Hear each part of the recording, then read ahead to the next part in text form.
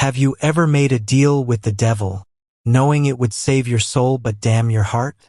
For Sienna Rossi, that devil had a name, and he was standing in her family's crumbling Boston brownstone, offering a gilded noose.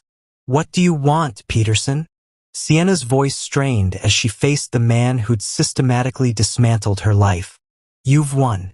Rossi Enterprises belongs to you. My father is broken. Is your victory lap not enough?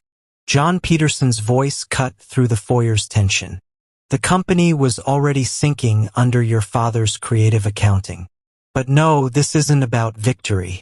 It's about consolidation. Marry me. You're psychotic. The words tore from her throat. After everything you've done? Your mother keeps her seat on the Metropolitan Art Board. He continued as if she hadn't spoken. Your brother avoids prison for his financial indiscretions.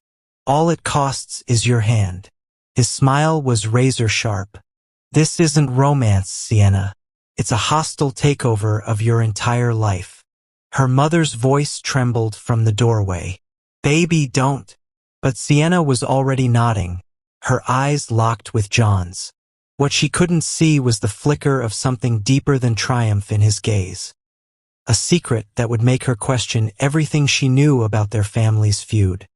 1 month later, Sienna Rossi became Sienna Peterson in a ceremony that felt more like a corporate signing than a wedding. Their New York penthouse was a glass cage overlooking Central Park, every luxury a reminder of her gilded captivity. At the reception, her brother Luca swayed slightly, champagne flute in hand. The great John Peterson's bride, he slurred quietly. He bought you the Verity diamond, didn't he? Fancy collar for his new pet. Be careful, Sienna warned through clenched teeth. He paid off your debts to the Morelli family. Don't give him reason to reconsider. Suddenly, John's hand settled possessively on her waist.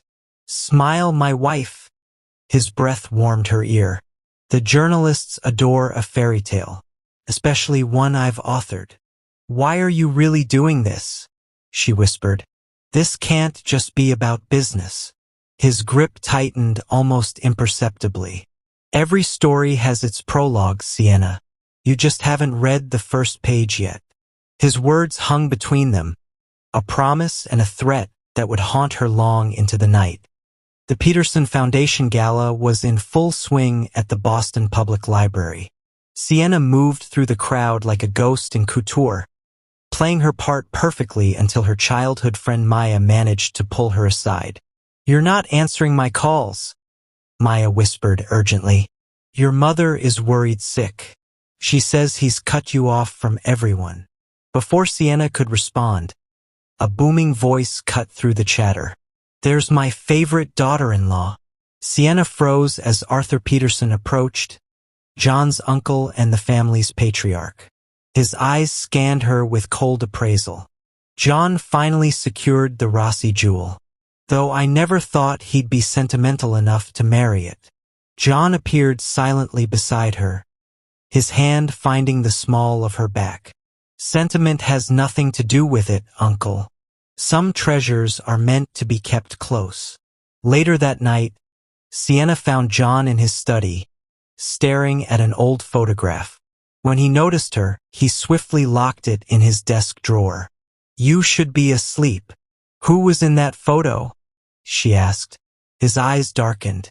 The ghost that started this war. And the reason it won't end until one of our families is completely destroyed. For the first time, she saw genuine emotion in his face, and it terrified her more than his coldness ever had. The answer came from an unexpected source. Sienna's Aunt Celia arrived unannounced at the penthouse, her face pale. I heard about your marriage, she said, clutching her purse tightly. There are things about the family feud you don't know.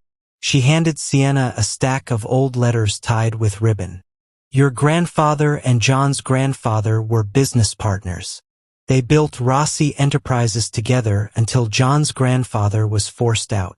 Sienna scanned the fragile pages, her blood running cold. The letters detailed how her grandfather had orchestrated a massive fraud, framing John's grandfather for embezzlement. The scandal destroyed the Peterson name and fortune. "But this can't be right," Sienna whispered. "My grandfather was a criminal," Celia finished gently. "John's grandfather took his own life a year later. The Petersons have been seeking restitution ever since." That night, Sienna confronted John in his study. "You think I don't know about my grandfather's crimes? You think marrying me fixes what happened?" John's calm demeanor shattered. "You think this is about money? My mother worked 3 jobs to keep food on our table after my father drank himself to death. The shame killed him long before the alcohol did." He stepped closer, his voice raw. "This was never about your fortune, Sienna." A week later, Luca showed up at the penthouse drunk and belligerent. "I need money," he demanded, pointing at John. "You married my sister, that makes you family. Family helps each other." John's expression remained cold. "I bought your loyalty when I cleared your debts. You don't get to make demands. You think you're so powerful? I know things about our family history that would make even you sick. Ask your wife what her precious grandfather really did to yours." After security escorted Luca out, John turned to Sienna with burning intensity. "What does he know that I don't?" "I have no idea," she said truthfully. But Luca's words planted a seed of doubt. What if the story her aunt told wasn't the complete truth? That night, unable to sleep, Sienna found John in his study again. Asleep at his desk, the locked drawer slightly open. The old photograph lay visible, showing 2 young men arm in arm. Her grandfather and John's grandfather, smiling like brothers. Written on the back in elegant script. "To James, my brother in all but blood, may our partnership last forever." Sienna didn't mention the photograph. Instead, she began digging deeper, visiting elderly family friends who remembered the early days of Rossi Enterprises. What she discovered turned everything upside down. John's grandfather hadn't been framed. He'd been having an affair with Sienna's grandmother. When her grandfather discovered it, the business dispute became personal. The fraud was a mutual destruction pact gone wrong. She found John waiting for her when she returned home, her research folder in his hands. "You've been busy," he said quietly. "The affair," she breathed. "You knew, didn't you?" "All my life," he admitted, his voice stripped of its usual coldness. "My grandmother died of a broken heart. My father grew up knowing his existence destroyed 2 families." He stepped closer. "But that's not why I married you." "Then why?" she whispered, her heart pounding. "Because from the first moment I saw you at that charity gala 5 years ago, I knew," he confessed, his hand rising to cradle her face. "This vengeance was never about destroying you. It was the only way I could get close enough to make you mine." His lips met hers in a kiss that felt less like surrender and more like coming home. The shocking answer to the question that started it all, and the beginning of a much more dangerous game. If the story gripped you, if it made you feel the fire of hate turn into the ache of salvation, then don't let go just yet. More dark romance stories, full of betrayal, obsession, and dangerous love, drop here every week. Hit subscribe now, and let every new story pull you deeper into the shadows where love and ruin walk hand in hand. Until next time, keep listening, keep feeling, and never stop chasing the stories that haunt you.